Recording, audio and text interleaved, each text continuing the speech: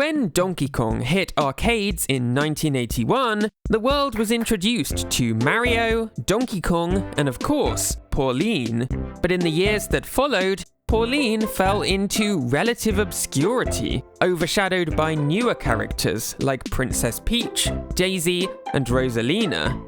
Then, all of a sudden, this happened. It's time to jump up in the air. In 2017, Pauline was thrust into the limelight once more with the release of mega-hit Super Mario Odyssey.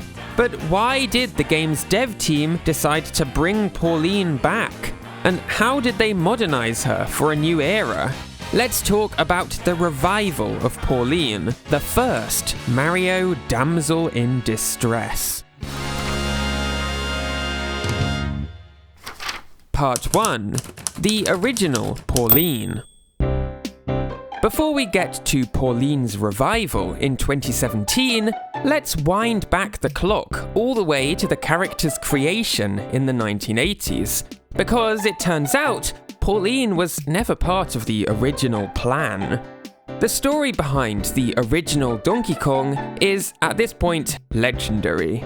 In the year 1980, Nintendo of America ordered 3,000 units of an arcade game called Radar Scope.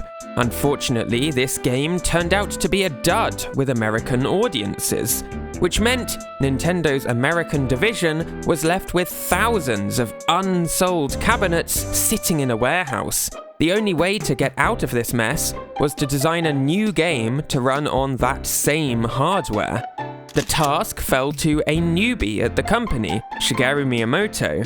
Miyamoto had previously been drawing art for the company's arcade cabinets, but he'd never actually designed an arcade game before. At the time, Nintendo had a license to develop games based on Popeye the Sailor, and so Miyamoto came up with the idea for a game where Popeye climbs up a series of metal girders to rescue his girlfriend, Olive Oil, from the evil Bluto. There was only one problem. It turned out these characters were really hard to bring to life in small pixel art sprites. Thus, Miyamoto was forced to discard all 3 Popeye characters and come up with replacements of his own. Popeye became Jumpman, later Mario. Bluto became Donkey Kong the Gorilla, and Olive Oil became Lady. That's right, in the original Japanese release of Donkey Kong, the damsel in distress was simply called Lady. She was nothing more than a placeholder, a last-minute replacement for Olive Oil. Here's some of Miyamoto's concept drawings. At this point, Lady had brown hair and a reddish dress. Likely to increase contrast between Lady and the metal girders, however, Miyamoto swapped her red dress for a pink one and gave her ginger hair. Thus, the iconic sprite of Lady was born. For the art on the machine itself, Miyamoto's background in cabinet art came in handy. He drew up this key drawing of DK, Mario, and Lady for the side of the machine. The red dress from the concept art makes a return here, but Lady's hair is now lighter still, a bright yellowish blonde. When Donkey Kong reached America, the game's damsel in distress still had no name, referred to as the beautiful girl. But it wasn't long until she received a proper name. Nintendo of America's warehouse manager at the time was Don James, and his wife was called Polly. Nintendo of America head Minoru Arakawa misheard her name as Pauline, and before long, the name made its way onto Donkey Kong's damsel in distress. But this name wasn't set in stone immediately.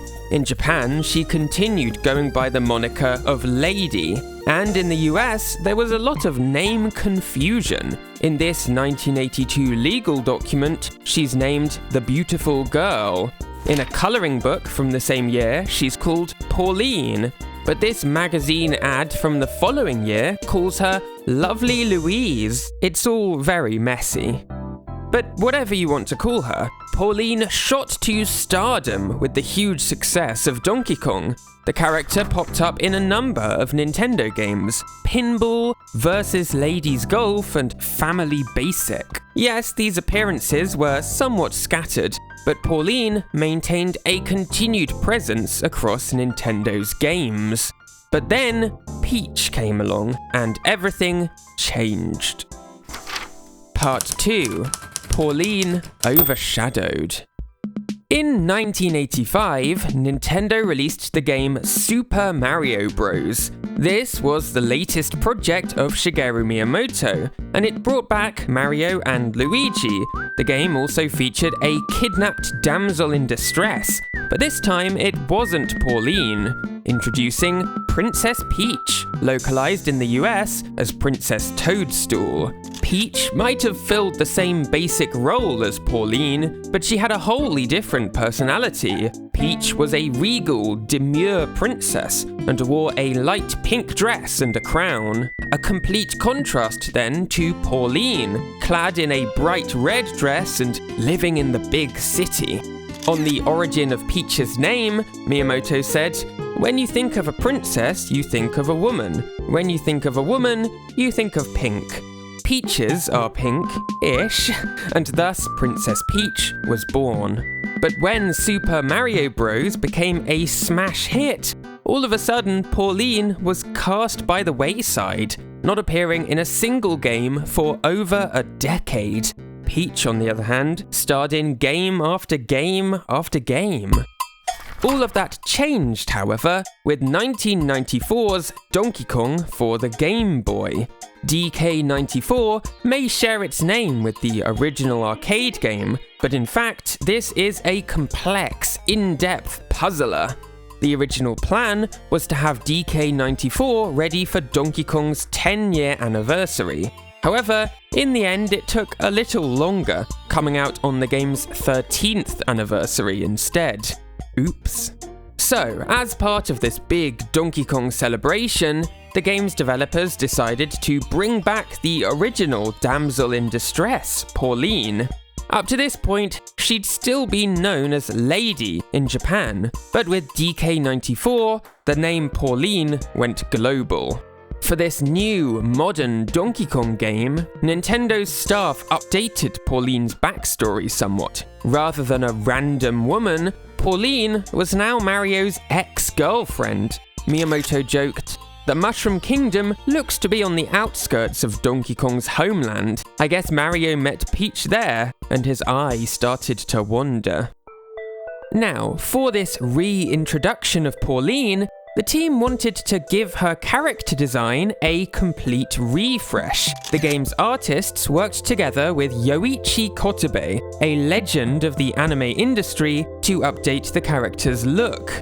Kotobe has worked on countless anime films and TV series, working with the likes of Hayao Miyazaki of Studio Ghibli.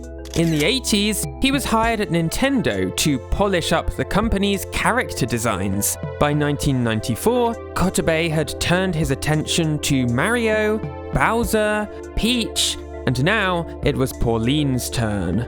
Harkening back to Miyamoto's original concept art for the character, Kotobe gave her a red dress and dark brown hair. Completely new were a pair of big gold earrings, bright red lipstick, and distinctive purple eyeshadow. This Pauline felt confident, modern, at home in the busy city. But just because she'd been brought back for DK94, that didn't mean she was here to stay. It was a whopping 12 years before Pauline's next appearance in Mario vs. Donkey Kong 2. The Mario vs. Donkey Kong games are spiritual successors to Donkey Kong 94, and Pauline takes center stage right from the opening cutscene. Yoichi Kotobe's 2D design from a decade prior was used as the basis for this new 3D take on Pauline. Over the next decade, Pauline appeared in the following 4 installments of this portable puzzler series. With that, it seemed like a kind of equilibrium had been reached. Pauline was not totally forgotten by Nintendo, but she was very much an obscure side character, in a similar vein to, say, Toadsworth. Only hardcore Mario fans would likely know who Pauline was. But then, a certain game from 2017 completely changed Pauline's fate and gave her a second chance at stardom.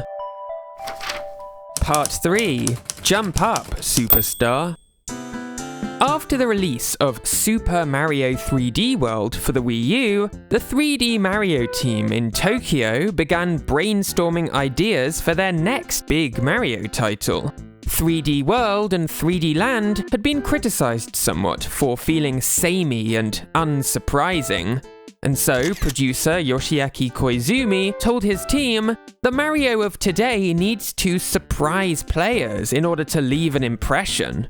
With that, development on a new Mario game designed to surprise players began. All sorts of strange, odd, and unusual ideas were considered, but one that stood out was having Mario explore a realistic cityscape. He could jump between huge skyscrapers, bounce on taxis, wall jump from building to building.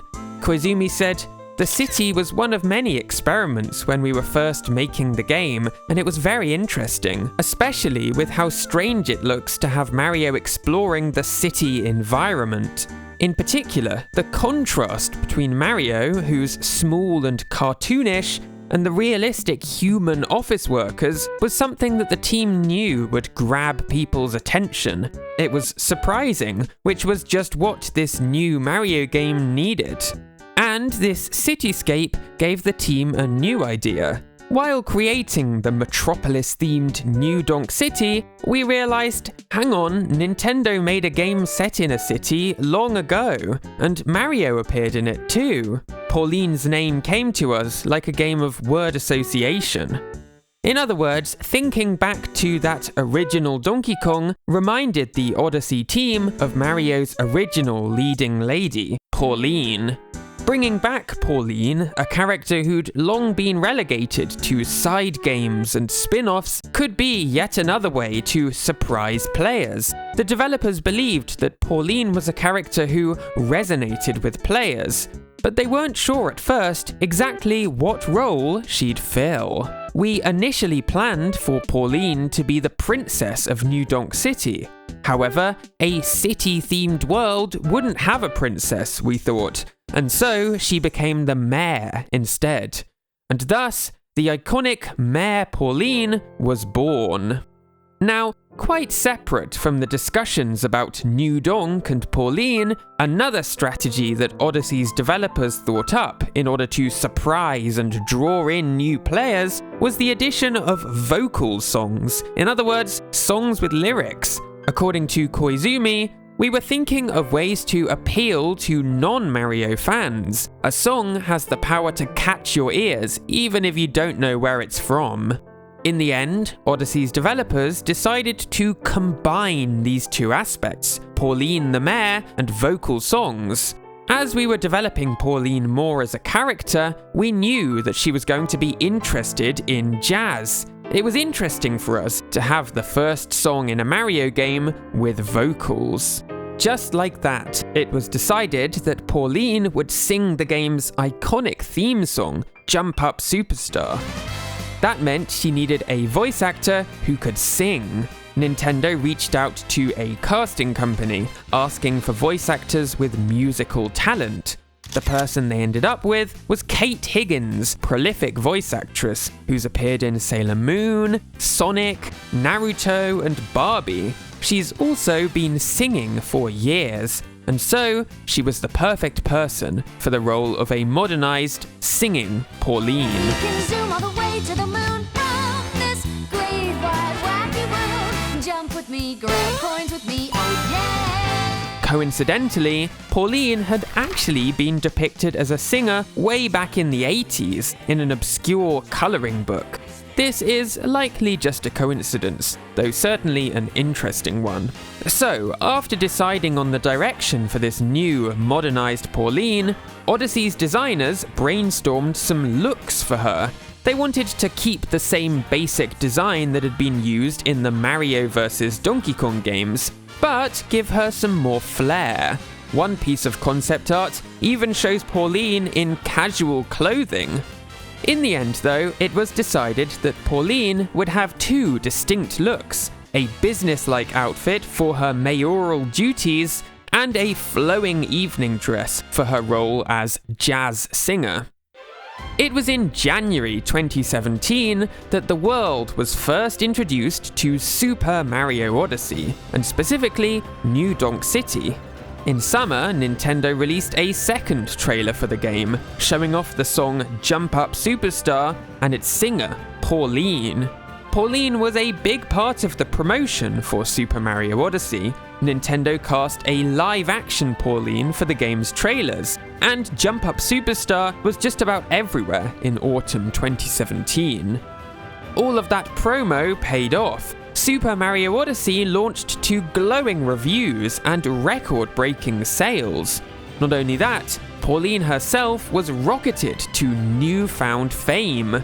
In the years following Odyssey's release, Pauline has appeared in Super Smash Bros., Mario Tennis, Mario Golf, Mario Strikers, Mario Party, and 3 different Mario Kart entries. She's no longer an obscure background character. Pauline has officially joined the main Mario cast, alongside Peach, Daisy, and Rosalina. And that's certainly not changing anytime soon, as the next major game from the developers behind Super Mario Odyssey is Donkey Kong Bonanza, starring Pauline in a major role. She's Donkey Kong's companion, accompanying him for the entire game. It's an even bigger role than in Mario Odyssey. In Bonanza, Pauline is reimagined as a teenager, just 13 years old, and the game's story has a big focus on her relationship with Donkey Kong. There's lots more that could be said about this new, young Pauline, but I think that's a story for another day. So, just 10 years ago, Pauline was a fairly obscure Mario character, only appearing in the odd DS puzzle game. But with the release of Super Mario Odyssey, Pauline suddenly became a key Mario character. She fills a unique position among the female Mario cast. Peach is regal, Daisy is energetic, Rosalina is calm, but Pauline is independent, strong-willed, a jazz singer, and city mayor. She feels totally unlike any other Mario character. And with the 3D Mario team about to give her an even bigger role in their next game, Pauline is at no risk of falling back into obscurity. She's here and here to stay. As the original Mario leading lady, it's great to see Pauline back on top. Hey, thanks so much for watching. Videos like these are possible thanks to my kind patrons, including Aaron and Catherine, Arthur Nicole, Brett and Eric, Candy Crystal, Cyprian Eov, The Real Procyon, Daryl Gero, Ellie Birnbaum, Elise Rose Barsness, Eliza the Doe, Jim Gilsonen, Kieran Chan, Lucas Little, Michael Gunter, Rabin Stick, Skater Pie, and Thomas Söderlund.